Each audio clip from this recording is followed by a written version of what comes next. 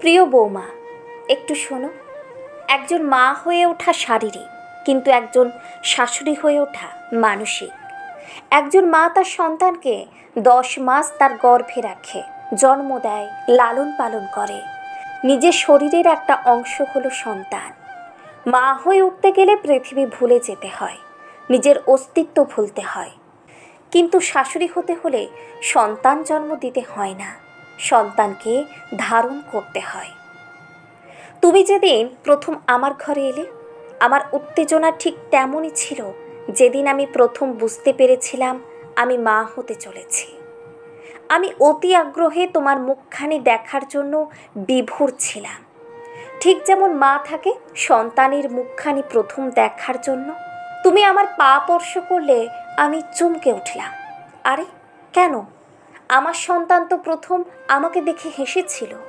তুমি কেন মিছে মিছে আমার পা ধরে প্রণাম করতে যাবে? জানো তো, সম্মান মনে থাকে, স্পর্শে নয়। তুমিও সেদিন ঠিক নবজাতক শিশুর মতোই ভয় পাচ্ছিলে। সেদিন থেকে আমাদের পথ চলা শুরু।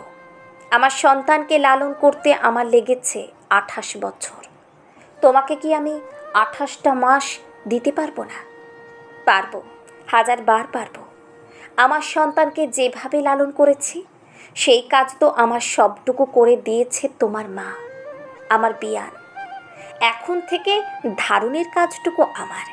জানি আমার শাসন শুনে মাঝে মাঝে ভ্রু কুঁচকে থাকো, আমার ছেলেটাও থাকে। এই জীবনে অনেকবার আমি তার কাছে অপ্রিয় হয়েছি, অনেকবার রাগ করে ঘর ছেড়ে গেছে সে। আমি রাত অবধি ভাত নিয়ে বসে থেকেছি, সে আবার ঘরে ফিরেছে। আমি জেগে আছি বিধায়। আমাদের মাঝে সরি নাই, যে যেভাবে রাগ করি সেইভাবেই আবার সহজ হয়ে যায়। তুমিও আমার সন্তান বৌমা, তুমি ভ্রু কুঁচকে থাকবে, রাগ হলে ঘর ছেড়ে যাবে, কিন্তু দিন শেষে শুধু এটুকু মনে রেখো, আমি কিন্তু ভাত নিয়ে বসে থাকবো তুমি না ফেরা পর্যন্ত। আমার ছেলে যখন আমার কিছু মানতে না চায়, তখন আমি বলি, তুই বাপ হলে তখন বুঝবি কেন এমন করি। তোমার অনেক কথার উত্তর কিন্তু সামনে এটাই, শাশুড়ি হলে বুঝবি কেন এমন করি। মা সন্তানকে সবসময় আগলে রাখতে চায়, এটা মায়েদের কৃপণ মন। আমি তোমাকেও একইভাবে আগলে রাখতে চাই বৌমা। কেউ যেন আমার বৌমাকে কিছু বলতে না পারে। দুনিয়া খারাপ তাই চিন্তা হয়, তাই তাড়াতাড়ি ঘরে ফিরতে বলি। সন্দেহ করি না, চিন্তা থাকে। তোর একটা আঁচড়ও আজ আমি সইতে পারি না। আমার ছেলেটাও যে কষ্ট পাবে। তোকে ঘরের কাজ নিপুণ হাতে শিখতে বলি, পাগলি মেয়ে, রাগ করে তুই বুঝিস না কেন? বয়স বাড়ছে আমার, আজ আছি কাল নাই।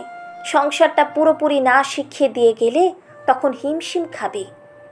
মানুষ বলবে শাশুড়ি কিছু শেখায় নাই। রান্নাটা আস্তে আস্তে শিখতে হবে, তাছাড়া আমার নাতি নাতনিরা কি খাবে? সারা জীবন কি আমি বেঁচে থাকবো পাগলি? যদি নিশ্চয়তা পেতাম তোদেরকে সারা জীবন দেখতে পারবো, তাহলে বিশ্বাস কর তোকে কিচ্ছুটি করতে বলতাম না। আমি তো আছি, তুই তোর মতো ঘুরবি ফিরবি কাজ করবি। কিন্তু বয়সের সাথে সাথে ভয়টাও বেড়েছে। তার আগে সংসারটা পুরোপুরি তোকে বুঝিয়ে দিয়ে যেতে হবে, যেমনটা রিটায়ার্ড করার আগে দায়িত্ব বুঝিয়ে দেয় নতুন কারোর হাতে, ঠিক তেমন। সংসারটা একটা মাল্টিন্যাশনাল কোম্পানির চাইতে কম না। এখানে senior junior boss, ownership, budget, journal, audit, ego problem, promotion and balance sheet সব থাকে। আমিও এই সংসারে জুনিয়র মেম্বার ছিলাম। প্রমোশন হয়ে হয়ে আজ আমি হেড। তোকেও এই জুনিয়র এক্সিকিউটিভ থেকে হেডে আসতে হবে।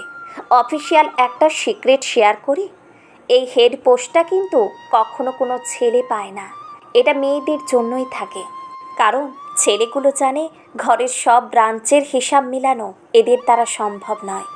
সবটুকু তো বললাম, এখন শুধু মন দিয়ে পরিশ্রম দিয়ে কাজ করা। অফিসে প্রমোশন পেতে হলে কত কষ্ট করিস, সংসারে প্রমোশনের জন্য এটুকু করতে তো হবেই বল। সবচেয়ে মজার জিনিস কি জানিস? অফিসে থেকে চাইলে রিটায়ার করা যায়। এখানে রিটায়ারের কোনো সুযোগ নেই। যতদিন বেঁচে আছিস এই কয়েকটি মানুষ তোর সাথে থাকবে, কেউ মুখ ভেঙচে থাকবে, কেউ হাসি মুখেও থাকবে, সারা জীবন থাকবে। পার্মানেন্ট অফিস কলিগ পেয়ে গেলি, আর তোর জীবন সঙ্গী তো আছেই তোর সাথে। কখনো যদি দুমড়ে যাস, একবার আমার দিকে ফিরে তাকাস মা। আমি অনুপ্রেরণা নয়, কিন্তু শিকড় তো বটে। কাজেই আমি কিন্তু পাশে আছি তোর, পরোক্ষ এবং প্রত্যক্ষভাবে। কখনো নিজেকে একা ভেবো না। যদি চলার পথে সঠিক ভালোবাসাটুকু প্রকাশ করতে না পারি, যদি কখনো আমি নিজে একটু বিমুখ হয়ে যাই তোর প্রতি, তবে শুধু এটুকু চাইলাম, আমার কাছে আসবি, আমার সাথে এসে যত খুশি চিল্লাবি, কাঁদবি, ঝগড়া করবি, নিজের অধিকারের সবটুকু আদর কেড়ে নিবি আমার কাছ থেকে। কিন্তু কখনো আমার শাশুড়ি আমাকে দেখতে পারে না, ভালোবাসে না, এসব বলে অভিমান করে থাকবি না। কথা দে, কোনোদিন এই আত্মার সম্পর্ককে অস্বীকার করবি না। মনে রাখিস, আমি তোকে জন্ম দিইনি, লালনও করিনি, কিন্তু এই আত্মাই তোকে ধারণ করেছে।